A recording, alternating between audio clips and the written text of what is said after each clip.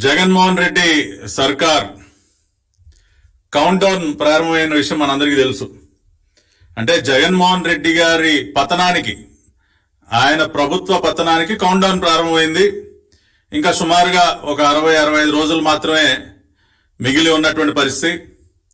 ఇంకొక నెల రోజుల్లో ఎన్నికల నోటిఫికేషన్ కూడా రాబోతోంది.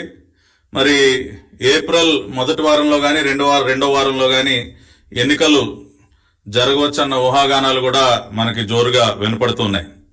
అంటే టైం దగ్గర పడింది, ఇక అన్ని సర్దుకోవాల్సినటువంటి పరిస్థితి.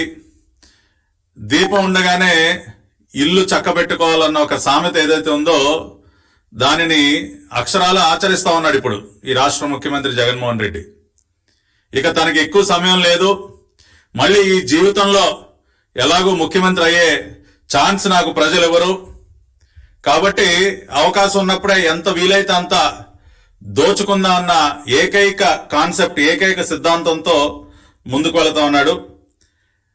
దానిలో భాగంగానే మొన్న జరిగినటువంటి state investment promotion board SIPB మీటింగ్లో రెన్యూబుల్ ఎనర్జీ సెక్టర్లో, అంటే సోలారు, విండ్, ఈ పంప్డ్ స్టోరేజ్ ప్రాజెక్టులకు సంబంధించి రెన్యూబుల్ ఎనర్జీ సెక్టర్లో దాదాపు 22,302 కోట్ల రూపాయల పెట్టుబడులకి ఆమోదం తెలిపినట్టు, తద్వారా 5,300 ఉద్యోగాలు కల్పించబోతున్నట్టు చాలా పెద్ద సినిమా చూపించే ప్రయత్నం చేశారు. ఇవాళ కొద్దిసేపటి క్రితమే ముగిసినటువంటి కేబినెట్ సమావేశంలో కూడా, మొన్న SIPB సమావేశంలో state investment promotion board meeting లో ఏ ప్రాజెక్టులకైతే ఆమోదం తెలిపారో, క్లియరెన్స్ ఇచ్చారో వాటన్నిటికీ వాళ్ళ కేబినెట్ ఆమోదం కూడా ఇవ్వటం జరిగింది.